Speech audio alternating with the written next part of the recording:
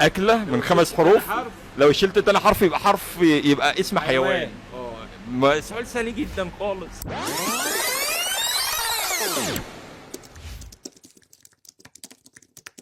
السلام عليكم ورحمه الله وبركاته حبايبنا الغاليين، اخباركم ايه؟ يا رب تكونوا بخير وبصحه وسعاده. النهارده قررت ان انا اكسب عملاء هايبر مول واسالهم كام سؤال واشوف كام حظ سعيد معانا. تعالوا نشوف كام حظ سعيد وكم واحد جاوب صح. تعالوا معايا بسرعه، تعالوا.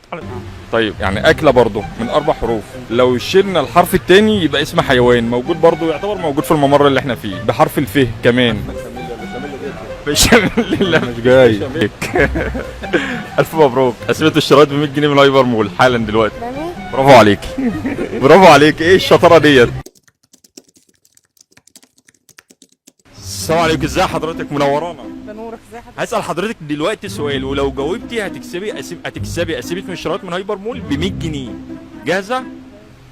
أكلة بناكلها موجودة هنا في الهايبر من 5 حروف، تالت حرف فيها حرف الميم. إيه هي؟ هنا موجودة في الهايبر؟ موجودة في الهايبر. شفت سهلتها على حضرتك إزاي؟ لحمة. لحمة؟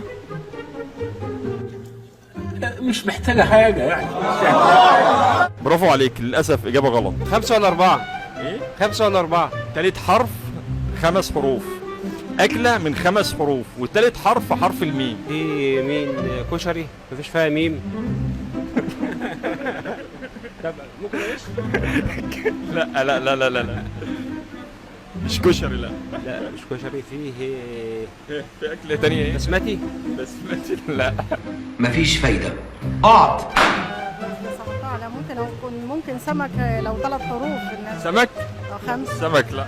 طيب هسأل حضرتك سؤال تاني سهل جدا خالص، وإن شاء الله هتجاوبي عشان هتكسبي ال 100 جنيه.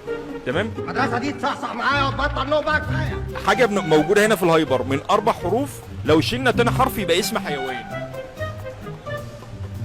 لو شلنا تاني حرف يبقى اسم حيوان، هي من 4 حروف، حرف الشين. شفت سهلتها عليك ازاي؟ كده بقى انا قلت الإجابة أصلا. شاي. برافو عليكي، إجابة صح. أكلة من 4 حروف، تاني حرف الشين، لو شلنا حرف الشين هيبقى اسم حيوان. لو جاوبت دلوقتي بشاميل معلقة معاك ليه؟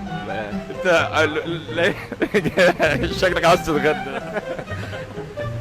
لا بص لي هنا، بص لي هنا، بص لي هنا. لا انا بص لي هنا، ممنوع نغش. ممنوع نغش. انا ما سمعتهاش. للاسف. دلوقتي النتيجة مش محتاج حد يقولها. مدرسة عاشور هي اللي خسرانة. 0-0-0. يسقط الظلم.